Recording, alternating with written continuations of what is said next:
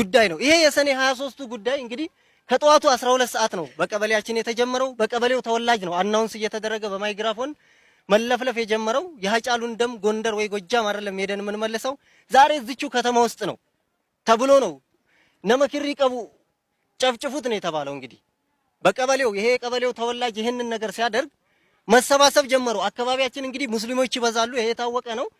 ጅሩ፣ ጊለዱ፣ ኮሎባ ይሄ ከጋሰራ ወረዳ ሳይቀር እንዳለ ተሰብስበው በመኪና እስከ መመላለስ በአይሱሱ መኪና ተመላልሰው ነው እንግዲህ ይሄ ነገር ቤት ማቃጠል ጀመሩ። መጀመሪያ ይሄን ቤት ሲያቃጥሉ ህዝቡ ግማሹ መሸሽ ጀመረ።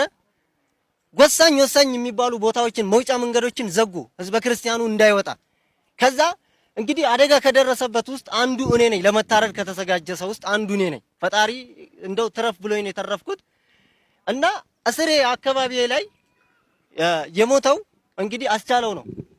በአይኔ ያያየሁት ነው የሞተው፣ በአይኔ ያያየሁት ነው የታረደው። እንግዲህ ሃይማኖት አይደለም እኛ በሃይማኖት አይደለም የመጣ ነው ይሉናል። ሰው ከታረደ በኋላ አላህ አክበር ከተባለ በኋላ ታዲያ ሌላ ምንድነው? ሌላ የቱ ነው ሃይማኖት ያልሆነው? አላህ አክበር እያሉ ነው ያረዱት። አይናችን እያየን የታረደው አስቻለው። ከዚህ በላይ ሌላ ምን አለ ታዲያ?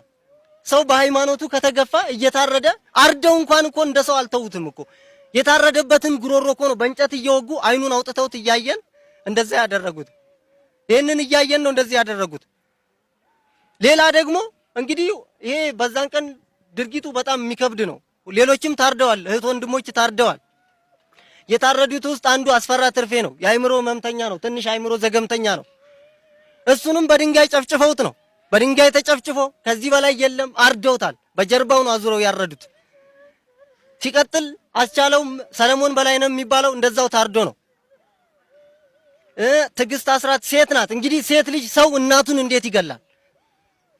ሴቷን በተለያየ 3 ቦታ በስለት ወቅተዋት ጭንቅላቷ አካባቢ እዚህ ጋር መተዋት የተሰርጉዶ ነው ህይወቷ ያለፈው።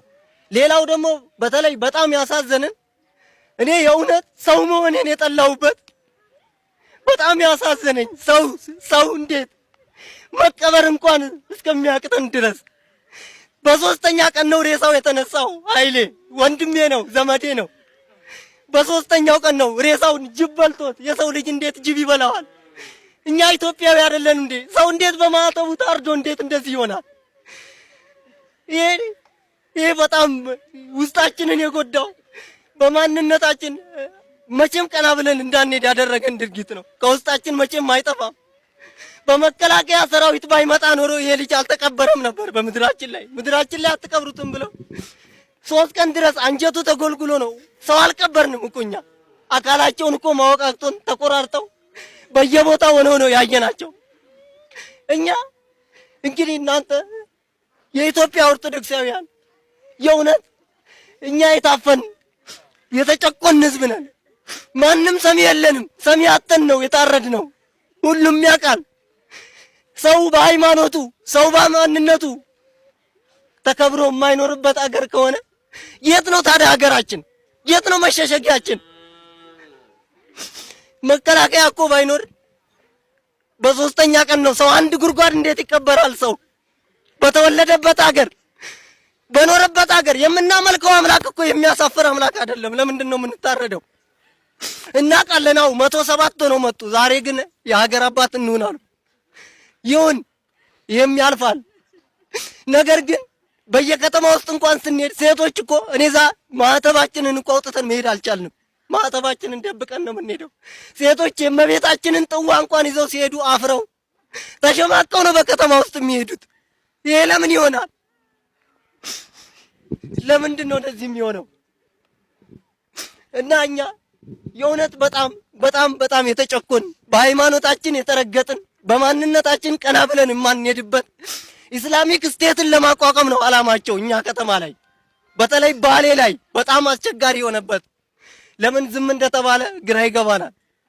እና የእውነት እላችኋለሁ በጣም አስከፊ ነገር ነው እኛ ያየነው። እኔ በዚህ እድሜ የሰው ልጅ ተቆራርጦ የሰው ልጅ ለየብቻ አካል ሆኖ ማየቴ ከእድሜ መተኛት አቅቶኛል። አሁን አልተኛም፣ እንቅልፍ አይዘኝም።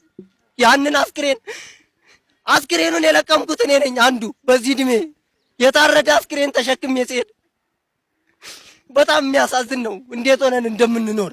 ሰው በሃይማኖቱ ሰው በኢትዮጵያዊነቱ አፍሮ እኔ እንጃ በጣም የሚከብድ ነገር ነው። የእውነት በጣም የሚከብድ በጣም አሳዛኝ። እኔ እንጃ እኔ በታሪክም ሰምቼ አላውቅም እንደዚህ አይነት ነገር።